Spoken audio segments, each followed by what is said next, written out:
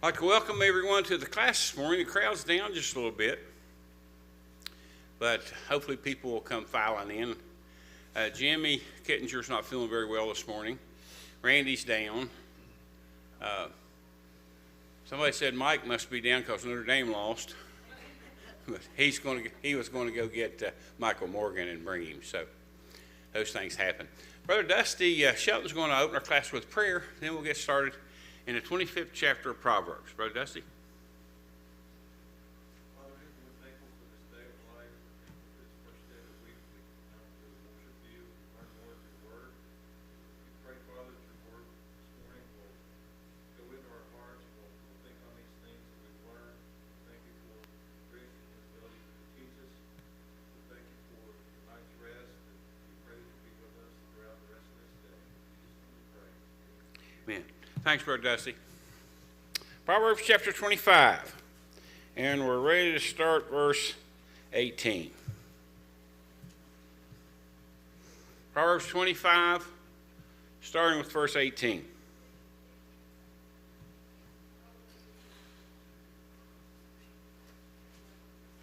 Verse 18 says, "A man that beareth false witness against his neighbor is a maul and a sword and a sharp arrow." Now, most of us living in I was getting ready to say 20th century, but the 21st century, when we hear the word maul, I know the first thing I think of when I hear the word maul is a device we use to split wood, or like a big sledgehammer sometimes is referred to as a maul. But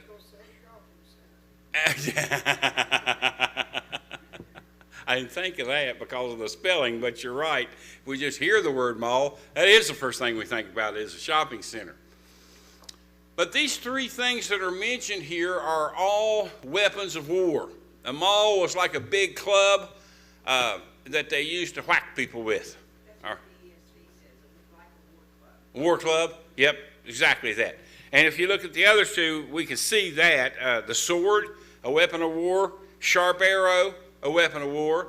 And what Solomon's saying here is how terrible it is for a man to bear false witness against his neighbor. It's like using weapons of war. I mean, that's how drastic Solomon is seeing this. And, you know, when we think about it over the years, when people spread false tales, how much damage it does. School kids will tell false tales on each other and cause trouble, cause friends to turn against friends. And then when you get into adulthood, if you do that, it's just terrible. And he's using this contrast. Doing that is like using weapons of war. You whack somebody with a sword, you're kind of serious, aren't you, about doing them damage. And doing false witness against them is doing that kind of damage. And so we're not to do that, is what Solomon is saying. Another word for maul, what I thought of too is like, I'm scared to death of big old dogs and things. One attacks you and mauls you. Oh, okay. All right. That's another use of the word maul, okay, is to, and we talk about it in terms of fights. Two people get into a fight, one mauls the other, okay, or a dog. Probably use it more with a dog, that a pit bull mauled a person. Certainly. And so all Solomon's trying to do here is show how terrible false witness is. Of course, we know that it was one of the 10 Commandments. Thou shalt not bear false witness against your neighbor. And welcome the Motts here this morning. See them back there in the overflow room. Good to have them. They're living in North Carolina now. Said they'd visit from time to time, and so here they are. It's good to have them. Okay, other comments on verse 18? I think it's fairly straightforward. Okay, verse 19. Confidence in an unfaithful man in time of trouble is like a broken tooth and a foot out of joint. Now, when I see the term broken tooth, and occasionally we'll break a piece of tooth off, I think of it as being like an infected tooth. And we know what kind of pain that can instill in a person.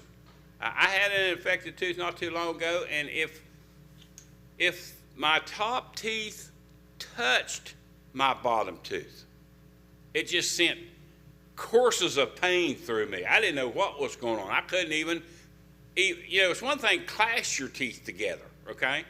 I couldn't even touch one tooth against, an upper tooth against a lower tooth without just feeling like somebody's sticking a knife in me, okay? So that's the idea here that Solomon's trying to use. And also, a foot out of joint. How many people have had problems with their feet? Okay, several people are raising their hand, okay? And does that brighten your day? Not even close. So again, Solomon is using examples of ordinary things to show how bad it is for a person to behave in this way. Okay, so what he's talking about here is confidence in an unfaithful man in time of trouble. Okay, the idea here with an unfaithful man is a person that doesn't follow through with what he says he's going to do. Okay, now anytime that happens, it irritates you. Okay, causes problems. But what happens if it's done in time of trouble? So it just compounds the problem, right? I was reading a historical account. I can't remember what battle it was, but this one force had gone against another force, and the one force had been promised reinforcements, but the person leading the reinforcements decided not to come. Okay? So what do you think happened to that person that was counting on the one with the reinforcements? Okay? I think it fits this perfectly. Okay? An unfaithful man in time of trouble. I needed those. I tell you what it was the Battle of Point Pleasant. Back in the 1700s, at the start of the French and Indian War, okay, the commander, I believe it was General Lewis, that had marched all the way from Lewisburg, okay, to what is Point Pleasant today, and is going to be fighting the Indians that were being led by Chief Cornstalk. Y'all remember that West Virginia history? And another general was supposed to show up with enough men to double that General Lewis's force. And he decided not to come. I don't remember reading very much about why he decided not to come, but, he'd promised those reinforcements, he'd be there, and he didn't come. There was a wreck on I-64, and he couldn't get down. Right, there you go. I'm not sure what it was. And where'd Mike go? I saw Mike appear. I was going to tell Mike loaned me a book called Oh, I see you now. Okay. It was The Glare. Covers you up. That book you loaned me, The History of St. Albans from 1600 and something or other to 1926, it talked about the Battle of Point Pleasant and how that the reinforcements didn't show up for General Lewis. He still won the battle, but it was a lot harder, and there were a lot more casualties to his force than there would have been had the other person shown up.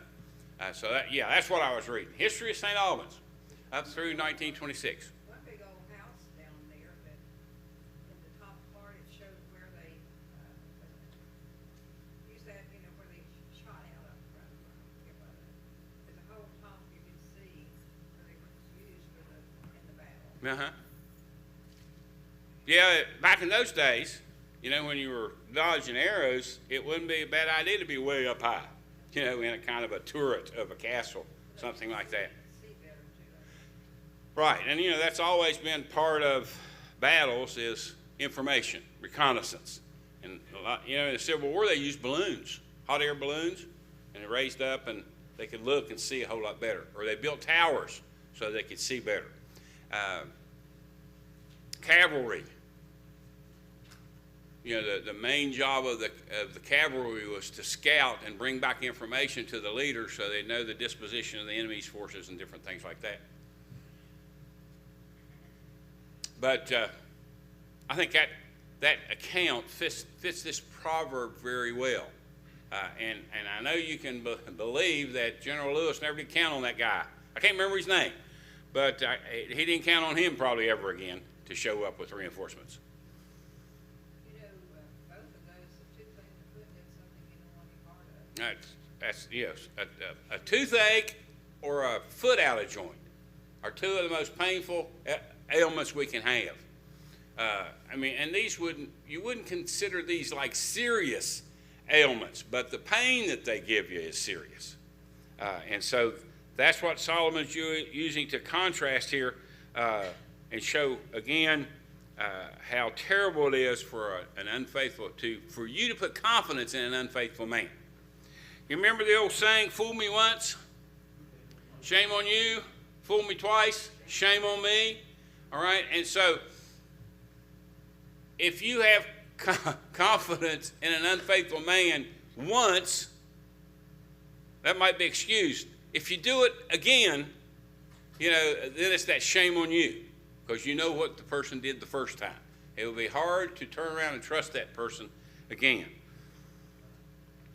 Okay, comments on 19?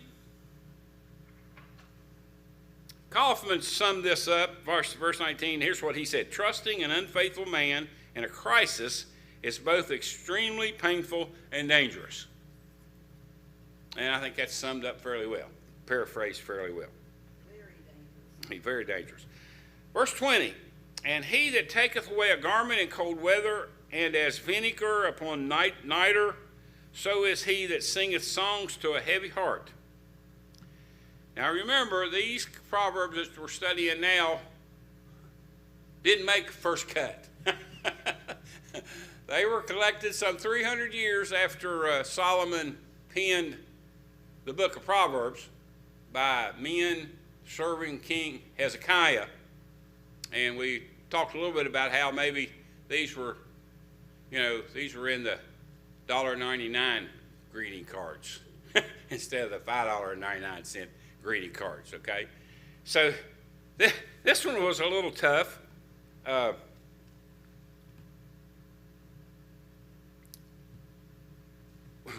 First, let's take the first phrase. He that taketh away a garment in cold weather. All right, now, if it's cold, which it's starting to get cold, and someone takes your heavy coat, how do you regard that person? Not very well, right? And this was especially true back in these days when a heavy coat might be all you had to ward off the cold. You didn't have a heat pump in your house or a gas furnace to keep things nice and warm. So that I think we can understand, but it's pointing toward the last phrase in the proverb. But let's look at this middle one. And as vinegar upon niter. A lot of your translations, I don't know what New King James does. ESV says vinegar on Soda, okay, several, and there are quite a few English translations out there, probably more than half, use the term soda or baking soda, something like that. Now, have you ever taken baking soda and poured vinegar on it? What happens? Well, it starts foaming, okay, because baking soda is a base, and of course vinegar is acidic, so you have an acid-base reaction, and it can be pretty spectacular. But what happens, do we have good uses for vinegar? Sure. How about baking soda? Sure. Okay. What happens if you mix them together? You ruin them both, don't you? Neither one's going to be useful for their intended purpose. They neutralize each other and then make each other not fit for the purpose that you had in mind for them. Okay? And so then we go to the third phrase in this one. So is he that singeth songs to a heavy heart. I think the idea, when we look at these other two phrases, I think the idea here is when people make light of another person's troubles and problems. Now, humor has its place, but there are a lot of times when humor is not necessary and it's not appreciated and it's out of place. All right? I think that's the idea that's being put forward here, not just singing songs to a heavy heart, because some songs might be, very welcome to a person that had a heavy heart. But I think the idea here is kind of gay songs, songs of levity being sung to a person with a heavy heart. Like David playing for Saul. David did play to soothe Saul, right? And the music he played was designed to soothe Saul. It wasn't. It probably wasn't music that you jump up and dance to, right? So there's calming. Yeah, a calming type of music. So I don't think that's the kind of music we're talking about here. Okay, and the same thing's true. Take the music out of it. Just think about words that you use. There are some words. Yes, some of us, some people. Let me put it that way. Nobody in here. Okay, but some people will just, say totally ridiculous things to people who are, having problems. Like you got a person who's terminally ill. But they've given them 12 months to live, and somebody says, well, at least they didn't give you 6, Well, that's the kind of thing I think we're talking about here, is you need to use, and appropriate, that's the word I've been trying to get out of my head, appropriate. You want to use appropriate words. If you're using songs, use appropriate songs. And, we all know of words and songs that aren't appropriate for, in this case, a person with a heavy heart. All right? And so what Solomon's using is, again, ordinary things to illustrate the point that he's trying to make. Dolores? Talking about songs, I know a person that will not sing this song, where Jesus would go, I'll go with him all the way. Mm-hmm. They won't sing that because they think they get the promise, like when he gets to the cross. Okay.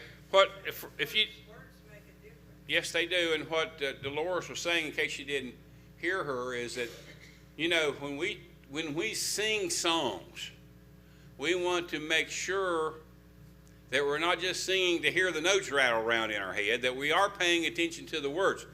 Scott mentioned this the other day, that what's important is not how the song sounds musically, but what the words say. How do we teach and admonishing one another just strumming on a banjo? We don't, unless there are some words associated with it, right? And so what we don't want to do is sing a lie. And so Dolores was saying that she knew a person once that wouldn't sing the song that about going with Jesus, either all the way or going with him anywhere, wherever he goes, I'll go, that type of thing. There are more than one song that has that same thought. And this person says, I don't know if I could go everywhere, and in particular, go to the cross. And so we have to be careful what we sing in religious sense. Okay, good point. Make promises to God that you can't keep. Or you have no intention of keeping in the first place. Okay? And when you think of words in a song, I like country music, but I like the music more than I like the words. If you listen to country music and you can understand the words, a lot of music these days you can't even understand the words. Part of it's our age and our hearing, but part of it is nobody can understand the words. You have to get a printed set of lyrics to see what they're even saying. But certainly, okay. But what's that?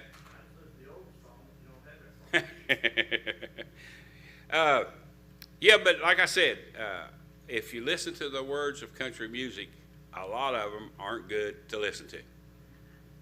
Okay?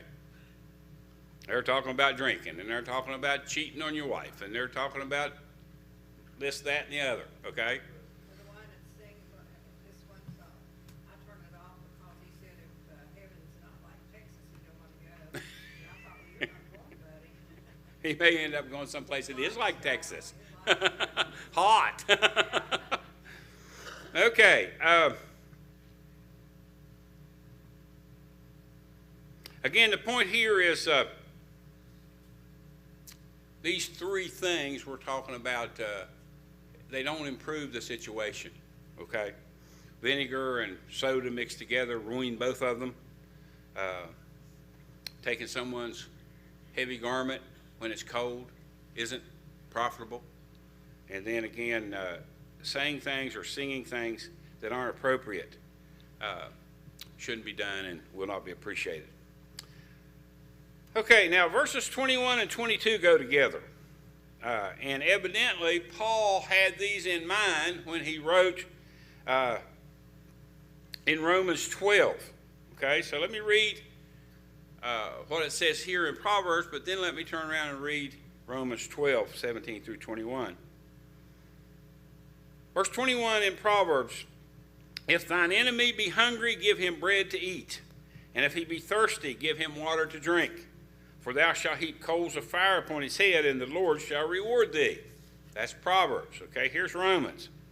Romans 12, 17. Recompense to no man evil for evil. Provide things honest in the sight of all men. If it be possible, as much as lieth in you, live peaceably with all men. Dearly beloved, avenge not yourselves, but rather give place unto wrath, for it is written, vengeance is mine, I will repay, saith the Lord.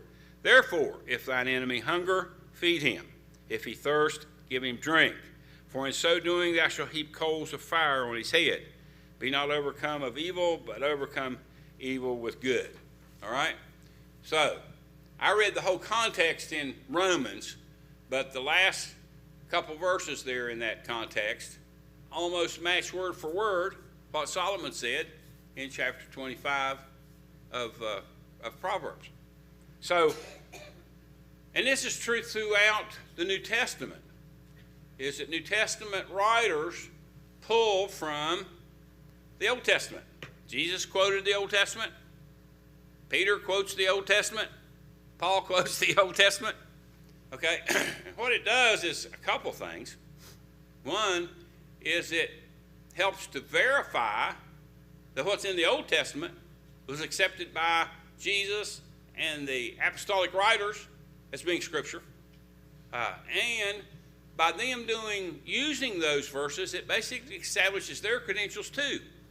Not that to Christians their credentials need to be established, because the whole New Testament establishes their credentials, but to people of that day, the fact that they knew the Old Testament Scriptures helped to establish their credentials with the people of the day. Okay? If a Christian could quote Old Testament Scripture to a Jew, I think the Jew would pay more attention to him if he couldn't, if he didn't know the Old Testament Scriptures. Because now, do what? Hit me with that again. So it makes that $1.99 scripture worth $5.99. There you go.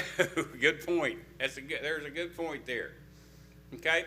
So it does. It brings veracity to and authenticity to the New Testament writers. In the eyes of the Jews, basically, is what I'm saying here.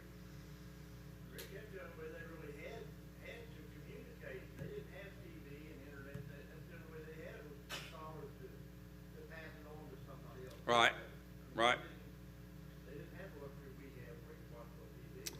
And a lot of times we kind of criticize the scribes.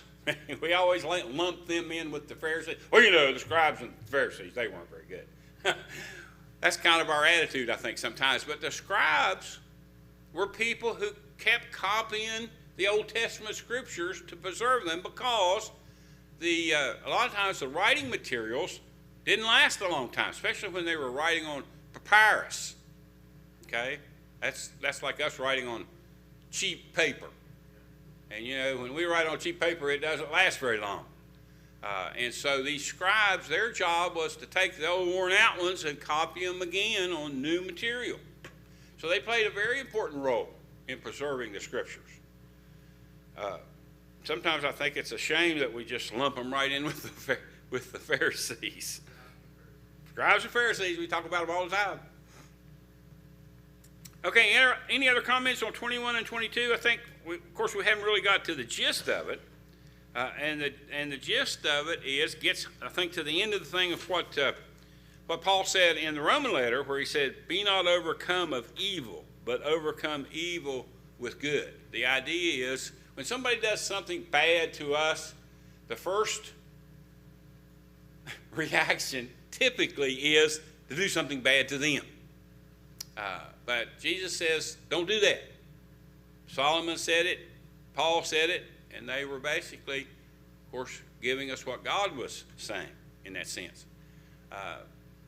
Jesus said, do unto others as you would have them do unto you. That is hard. The human element is do unto others before they have a chance to do unto you. Or something like that. Do unto others as they've been doing to you. Do unto others as you would have them do unto you. And so, help your enemy out. We do that. The United States does that. After every war, they go back and rebuild the place they bombed. Isn't that the truth? World War II is the best thing they ever had in Japan. They weren't even the first war nation to like Yeah. rebuild it. And the thing of it is, with respect to that, is it hurt us. To rebuild Germany and to rebuild Japan hurt us, because then Japan had brand new steel mills, and Germany had brand new car factories, and we were still working with 20, 30, 40-year-old factories. So it did actually create a disadvantage for us. But you're right, I read somewhere, it's been years ago, but the best thing that could happen to a poor nation is to go pick a fight with the United States. Because after the United States got through stomping on them, they go back and build them a nice place. Okay? You've seen it time and time again. Not to say that we've always done everything right, but you've seen a lot of where we've gone back in and picked those people up and got them. And I think our idea it's a whole lot better to have them prosperous and doing things for themselves than to. You want to be your allies at the end of the day. Right. One of the worst things that society did to the Germans after World War I is to treat them the way they did, because by doing that, they just created World War II. Because they made the conditions so bad for Germany that it allowed Hitler to rise to power and basically promised the people, I'll throw this yoke off. We won't let them treat us like that anymore. Can I make a comment on that? My uncle was in a German war prison, Mm-hmm. and they starved him and everything, he couldn't even walk or anything. But he said when they were liberated, the guys that were able that jumped on that one guard. And it's hard not to want to do that. You've been treated. I'm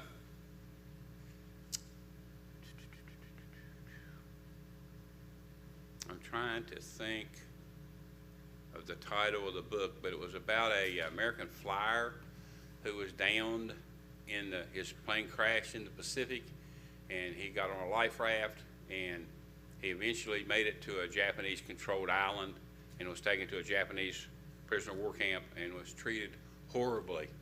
And he had been an Olympic athlete. Yeah, I can't remember the title of it.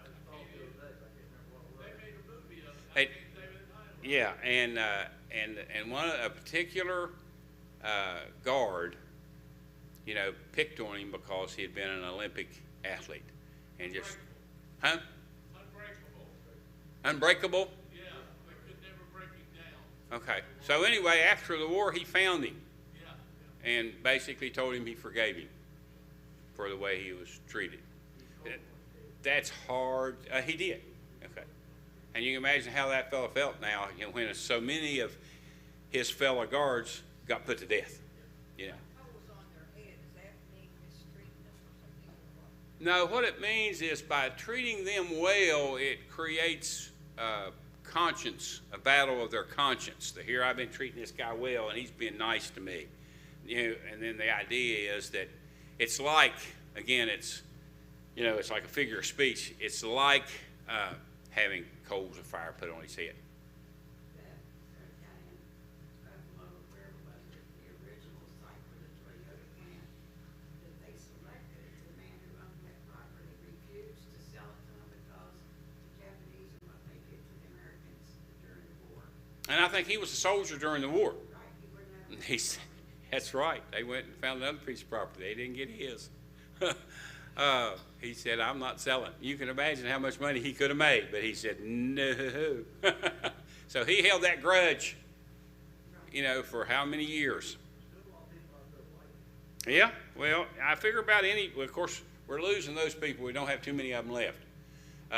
You know, Woody Williams here died just not too long ago, and he was the last, I believe, the last surviving Medal of Honor winner of World War II.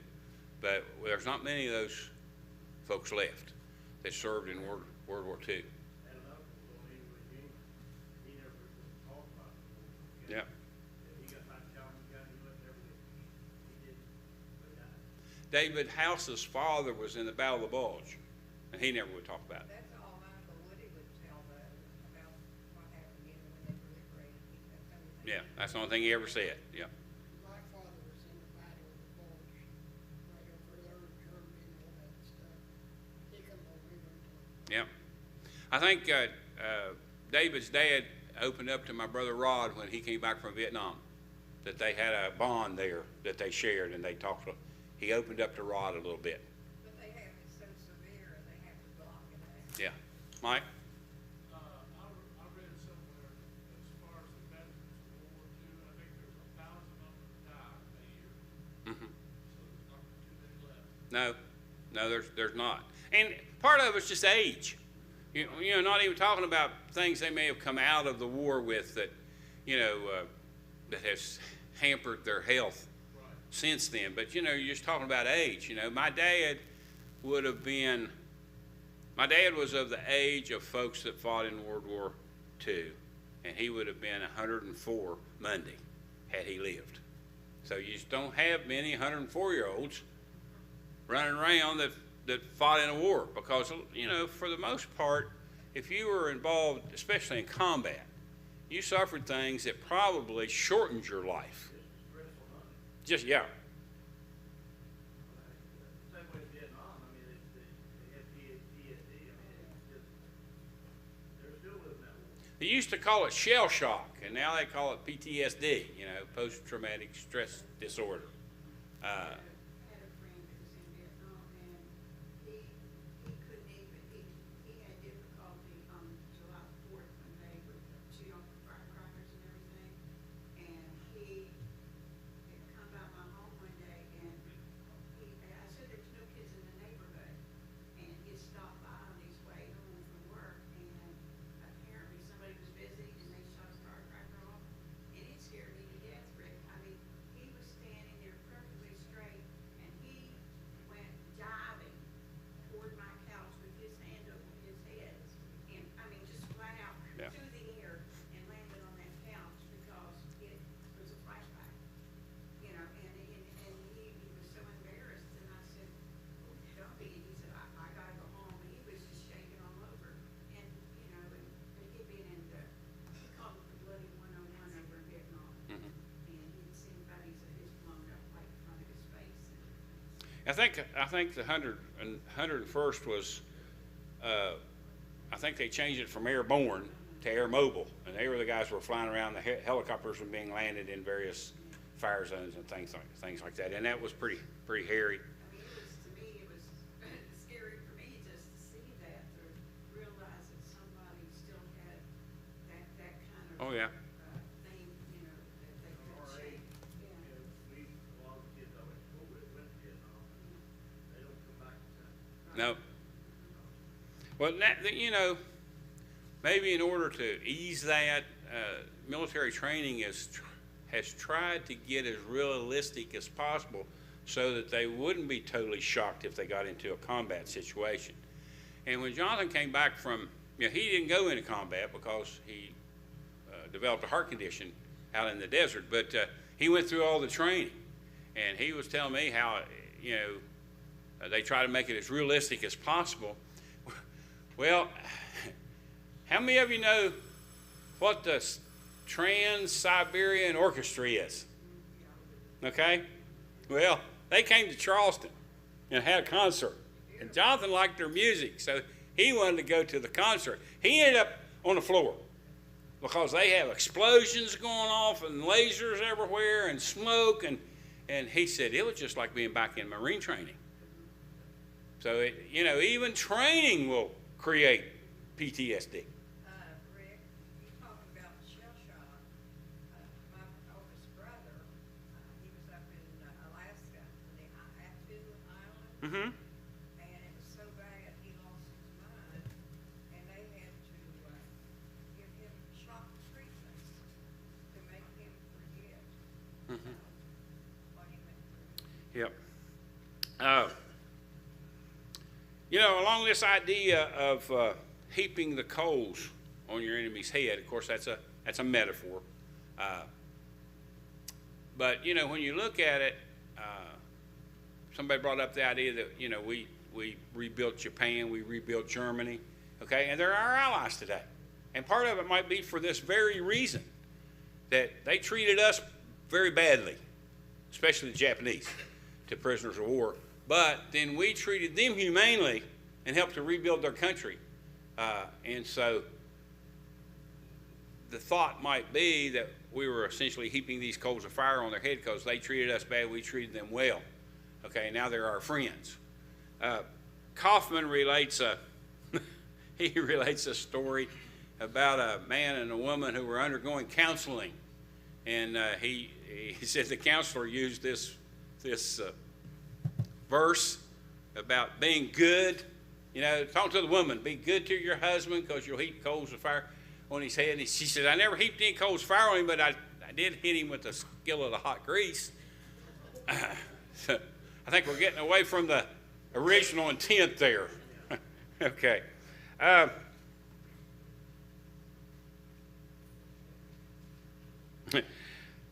don't know whether to start 23 right now or wait till next week. 23 is a good one. That's kind of hard to explain. It says, the north wind driveth away rain. So doth an angry countenance a backbiting tongue. Now, the first part I think I can understand, If you think about weather patterns, okay, typically where do our cold fronts come from? Northwest, right? They come down out of Canada, all right, and they come from the west to the east, all right, and they generally bring wind, all right, and so if we have a rain and there's a wind behind it, then that blows through, and then the rain stops. Now, that's one way I can explain the first part of what he's talking about. How that relates to the second part of what he's talking about, I'm not really sure. I'll admit it. Could it be because it's known that the north wind's gonna bring that rain, and you can understand that if backbiting tongue will give you angry looks. Okay. Well, what I was thinking about is, does an angry countenance drive away the backbiting tongue? Seems like that goes opposite of what we just got finished talking about. See, the ESV says that a backbiting tongue brings angry looks. It brings angry looks. Okay, so that might fit, okay, that if a person with a backbiting tongue gets angry looks from people, it might drive that backbiting tongue away like the north wind blows away the rain. You don't want to be, That might fit. you don't want to be around those people. Well, you definitely don't want to be around the people, and you don't want to use your tongue to backbite either, right?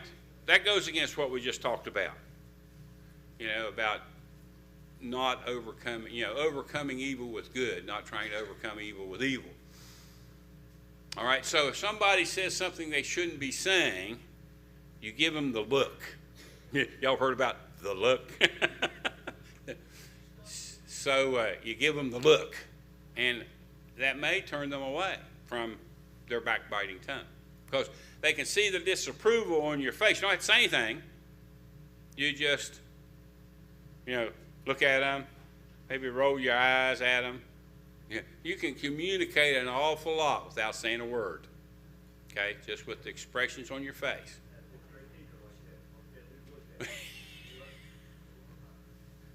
My grandson gets real sensitive, and if he does something he shouldn't do, all you have to do is look at him. Tears well up in his eyes. He knows he shouldn't have been doing that. Okay. But Rick, the Bible says too about the Lord says, vengeance is mine. I will repay, saith the Lord. So God will have revenge on people and the judgment. Yeah. It's not ours to judge or to take revenge. To get but revenge, to right. revenge. Right. I think, yeah, that's the second bill, and I think verse 24 would be a good place to start next week. What do y'all think?